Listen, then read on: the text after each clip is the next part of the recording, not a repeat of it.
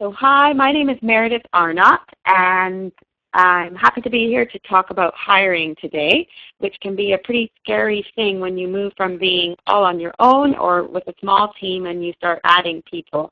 I currently work with two different businesses. One is called Perceptive Edge, and we work with small businesses and entrepreneurial spaces, and we provide ongoing HR for companies that don't need a full-time person, but need advice or help on projects from time to time.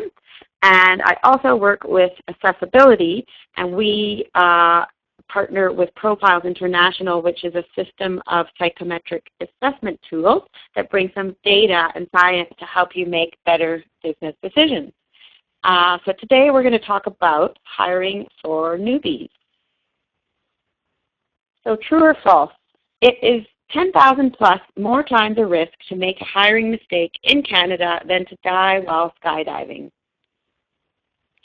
This is true. So chances of dying while skydiving is 0.0009545 ad nauseum %.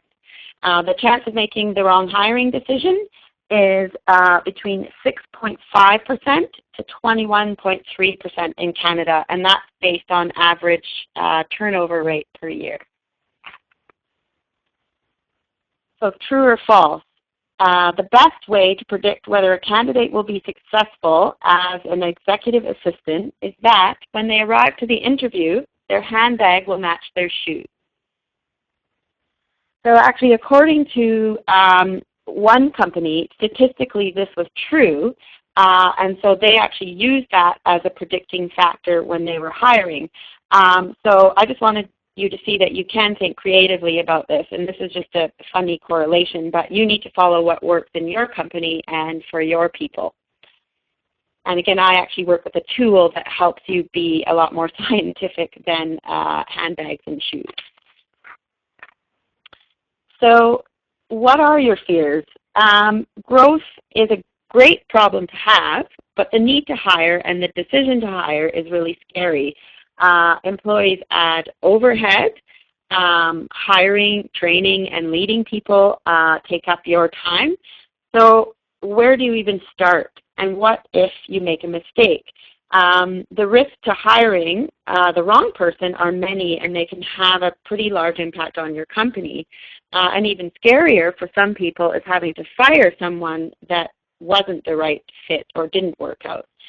So what is your number one fear about hiring? And what have been your challenges if you've tried to do so in the past? Have you made the wrong decision before? And what was the reason that things didn't work out with that person? So I've given you a quick calculation of cost for hiring. The numbers range, but I took these from a few different studies in Canada again. So to hire someone in executive management could cost you up to $43,000 in about 3 weeks. Professional or technical people, very specialized, $17,000 and up to 9 weeks. Clerical people up to $13,300 and about 7 weeks. And support could be about $3,300 or 4 weeks. So entrepreneurs, particularly in startup mode, don't have a lot of disposable funds. Neither do sole proprietors, and companies in general don't have extra money to be making poor decisions. So every cost decision has to be weighed really carefully. I would really encourage you to take the time, go through your due diligence, and have a good process to find good people and the right people. The initial team that you hire is really critical in getting you off the ground and helping you to reach your growth goals. So you really need to shift and look at hiring as an investment rather than as a cost. Also, on a side note, the risk of being cheap can get involved in what you're going to pay the people that you hire. I have an old colleague that used to say, if you pay peanuts, you get monkeys. And money is really the number one reason that people leave a job. So you want to make sure that you're paying competitively to get the best people for you as well.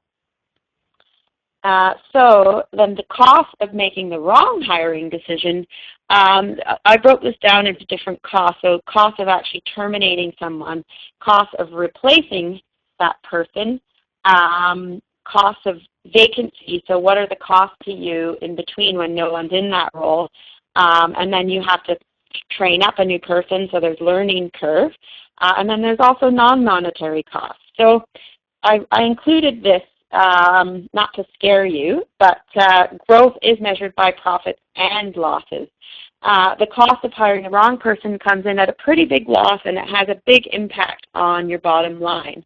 So you can put in the initial investment, or you can put in even more later, and that would include the cost while the wrong person is there, cost to fire the person, and cost to hire all over again. Another study by the Harvard Business School actually found that making poor hiring decisions can cost a company as much as 3 times of an employer's annual or employee's annual compensation package. So what goes into these numbers? For recruiting a replacement, most organizations would look at cost per hire based on some hard and soft dollars. So hard dollars would be concrete, definable numbers like the actual cost of advertising the job, or paying an employee referral fee, or maybe relocation or sign-on bonuses. Soft dollars are harder to qualify or quantify, but it would be, the salary of you for the hours put in to do the search, the cost of overtime when your current team has to cover that workload. And there's a formula actually for cost of vacancy, but we can go into that later if anyone has any questions. And termination costs, you might wonder what that is. So look at their final paycheck, their vacation pay, sometimes separation pay, and if you have to pay continued benefits. And then your staff to process and administer that as well. And then non-monetary costs, so the negative impact on your brand. Think about if this person's in a sales or a customer-facing role, negative impact on your ability to deliver to your clients at the level that they expect or are used to, loss of credibility with the rest of your team, a decrease in morale, a decrease in performance by everyone else, and other potential threats. So common mistakes. Considering all those potential costs, here are some mistakes that you can avoid. So I need this person yesterday. My motto is hire slowly, fire fast. So finding the right person reduces those risks and the potential to have those costs, and it increases everyone's performance and your revenues. So you don't want to be in a rush necessarily. It's good if you find someone quickly, but you don't want a Band-Aid, you want a solution. So take the time to really clearly define what you need and take the time to find the right person. So hiring based solely on past results. So let's say it's a sales role. It's really great if someone comes in and says, yep, I sold $10 million in my last company. But you have to delve into what that means. So what are they actually selling? Maybe it's something totally different with different values than what they're selling in your organization. That $10 million could have been one sale or many small ones. Maybe that was a very long sales cycle versus very short, quick sales cycles. What if the person inherited an existing book of business and you need them to come in and start from scratch and build new business? And also consider, can they transfer their old company approach to your company and to your clients? Hiring from a big, well-recognized company. Often we are dazzled by the big guys. They are big for some reason. And in our culture in North America, big tends to equal success. So I've actually seen many times where a small or mid-sized company brought in someone from one of the big guns. And if you really think about the differences in the amount of structure and process and rules, focusing on a singular area of expertise in a bigger company rather than having to demonstrate the ability to juggle or do different things in a small company, Think of the difference in culture, the difference in the level of autonomy versus in a big company there's a lot of hierarchy and there's multiple layers of management. So is this going to fit with your demands or your culture?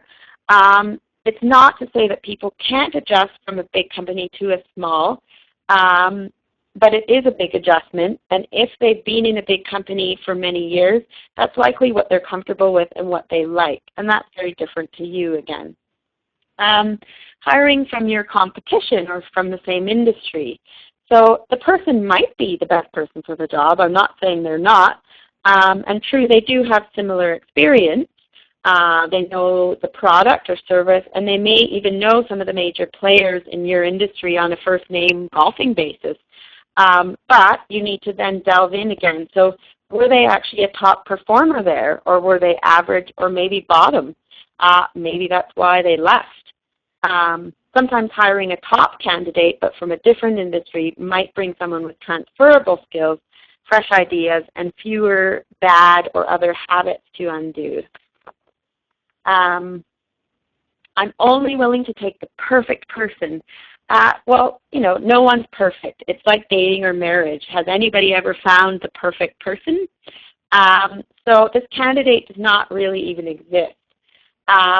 If a person really ticks off every single item on your list, what's in it for them? So most companies have a specific list of responsibilities and they want people to have everything on the list. I think that you have to give people some learning opportunity or something new, or why do they want your job? They've already done it. So if you want someone to stay long-term, chances are they are going to want some growth opportunities. And when I'm hiring, we need to look at that. So the most important thing is fit. You can get a sense of whether they're willing and able to learn those few things that are missing, and if they have the transferable skills to enable them to take on those learning opportunities. And hiring only for present needs. This is a mistake I see all the time as well. So if you are a successful entrepreneur and you are meeting your targets or aspirations, then growth will be an ongoing problem, so to speak. So you need to anticipate current needs, but you also need to look at the future. And we can't predict the future, but we can at least project into that and be open to different options of where the role might go. So what are the changes and growth in your company that might impact the role in the future? What added responsibilities could you or your team offload as they continue to grow? And we'll touch on this point of kind of hiring for the future throughout the rest of the talk. So stop and think. Most employers think along the lines of, we have too much work, we need to hire someone full-time. When you're a small company or when you're in growth mode, sometimes your needs will be different and you can fill those holes or get that work done in different ways. So reorganizing, can you actually move someone you already have into the open role and hire to replace that person's old role? Which of those roles would be easier to fill? Or you could reorganize what each person is doing so people are more in their strong points, and that creates a whole new role based on the other factors. Also, you could hire a green person with a lot of room to grow versus an experienced person who could jump in and just take on the role. So then you have to consider, do you have time to mentor a green person? How seasoned or green is the rest of your team? What salary does your budget allow? So a seasoned person is going to be more expensive, usually. You could also hire a contractor to cover your bases while you're growing or in transition. This person could just cover the overflow of work if you're really busy, or they could come in and do a cleanup or catch-up, and contractors are often quite good at those. You could get someone to work as a contractor in a very specialized role like bookkeeping or like HR is what I do, where you don't have enough work for them to be full-time, but you don't necessarily have any other work to supplement their workload in other areas. You could also hire several people part-time rather than one person full-time. Sometimes it depends on the industry or the company, but it can give flexibility to the employees, and it also covers your bases if someone is sick. Plus, you can cross-train several people on one set of responsibilities instead of having a big gaping hole if something happens to the one full-time person. So also I've seen in some clients, in small companies there are only a few people, so it creates a lot of pressure on the employees and they feel like they can't get sick or have something happen to them, because if they're not there, there's nobody there to cover their role, and they get stressed about this. And also, what is your overall budget for employees and payroll for the year? How many people do you already have? How many do you need to hire? Again, can you rearrange responsibilities so you don't have to hire at all, or hire for more streamlined roles rather than having each person wearing all these different hats? And that can sometimes increase your productivity if you get people a bit more specialized as well. And again, just back to the green person at the lower salary, who you might hire full-time versus and a really experienced person at a higher rate, but you could hire them for fewer hours and then your budget would equal the same thing. Or you could hire fewer people all at a higher rate, which would be a team of top-performing people overall, or you could hire a larger team or more people, but they're more middle performers. So just different options to think about. So who are you looking for and where are you going to find them? So now we get into the process. So I like to really differentiate between a list of responsibilities or a job description and an ad. When I first worked with most companies, they just hand me a list of 5 to 10 responsibilities. That's the job description they have used to actually advertise and try to find people in the past. And I think, in order to attract good people, you have to think like the candidate. So if you yourself were looking for a job, would you apply to an ad that just had 10 responsibilities? Also, when I first worked with companies and I asked them, well, what are the great things about working for you, or why do you like to work here? I typically get a pretty blank-faced response. And most people I speak with are even the owners or on the key leadership team. Very few of them can actually identify or articulate the pros to working for their company or define or describe the great things about their culture. So if the owner or you can't articulate this, how is an outsider who's the candidate that you're wanting to apply just supposed to figure that out from a job description online?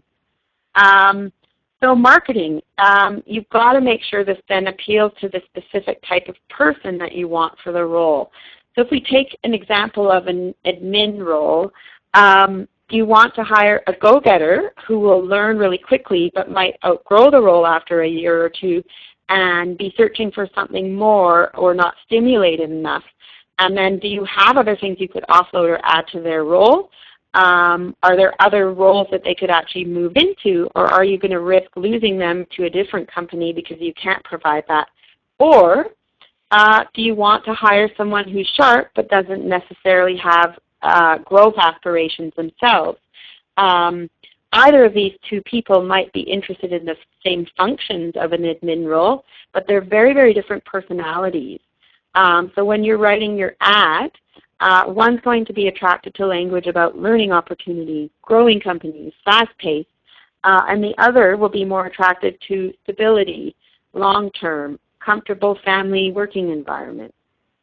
You also need to be really clear about what the job is. So what do you need to have, and what can they learn if they don't have the specific experience, but they have a great attitude and they're the right fit?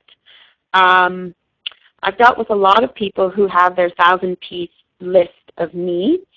I can think of one client where when I tried to kind of get them to decipher between what do you actually need here and what are your wants, he was pretty incredulous because he had everything on the list and he had all the skills and experience that he was looking for, so why can't everybody else?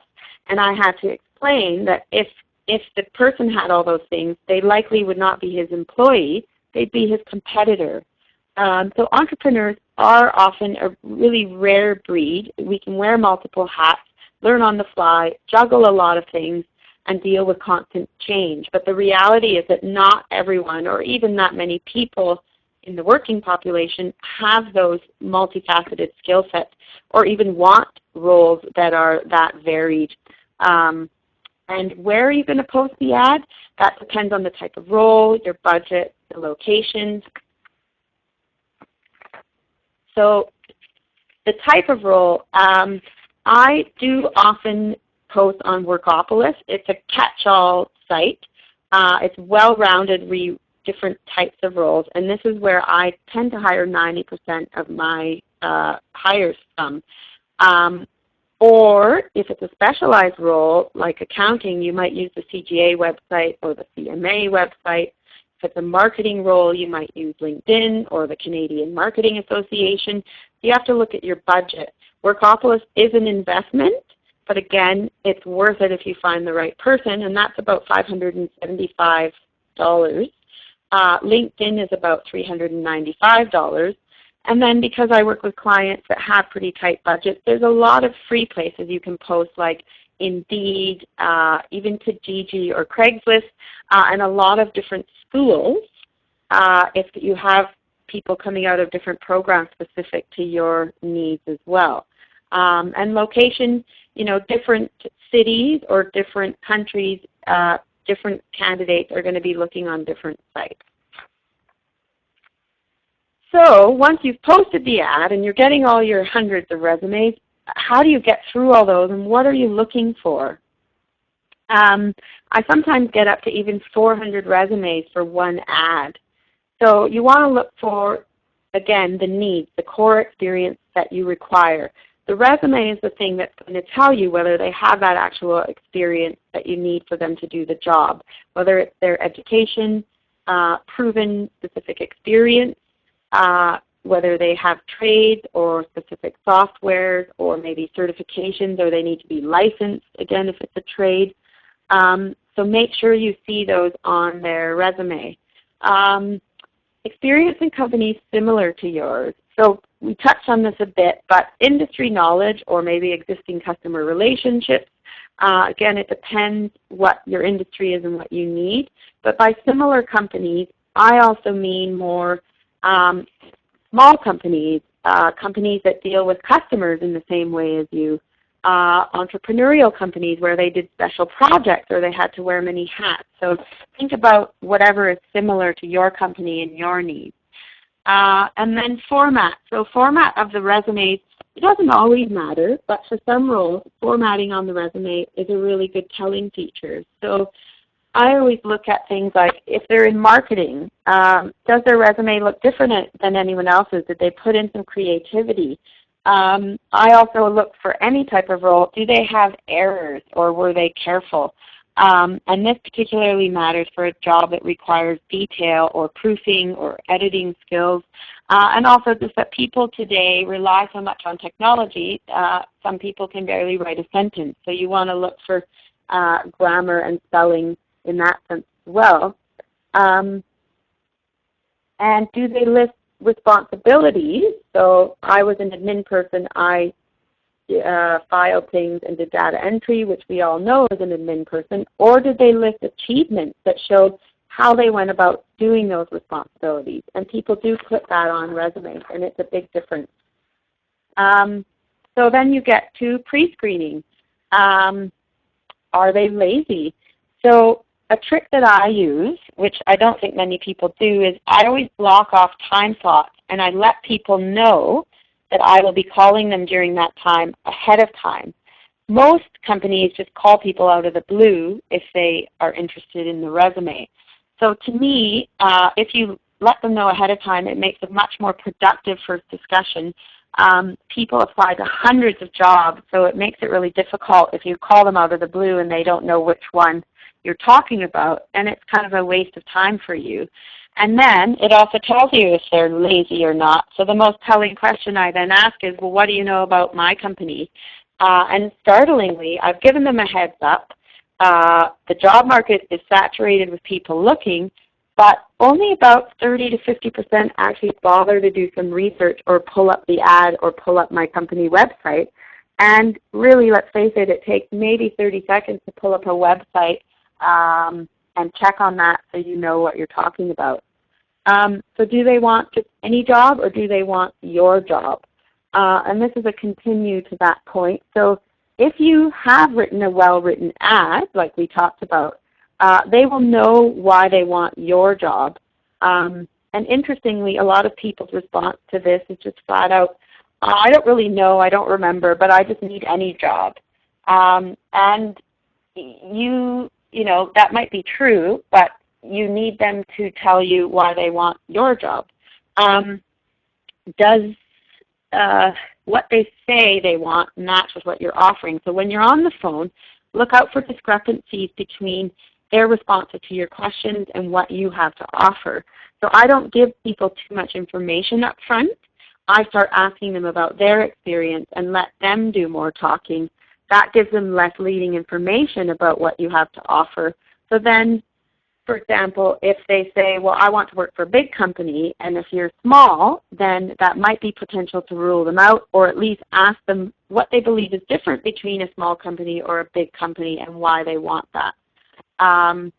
And why did they leave each job? So this gives really telling information as to whether what they want matches with what you're offering. Or if they've left jobs for reasons that would likely happen at your company or in the role you're offering. The most common response is, oh, for a better opportunity. But what does that really mean? Was it the money? Can you offer them more? If they left money for every single job, they likely will leave you for that reason too. Was there drama that they can't explain why?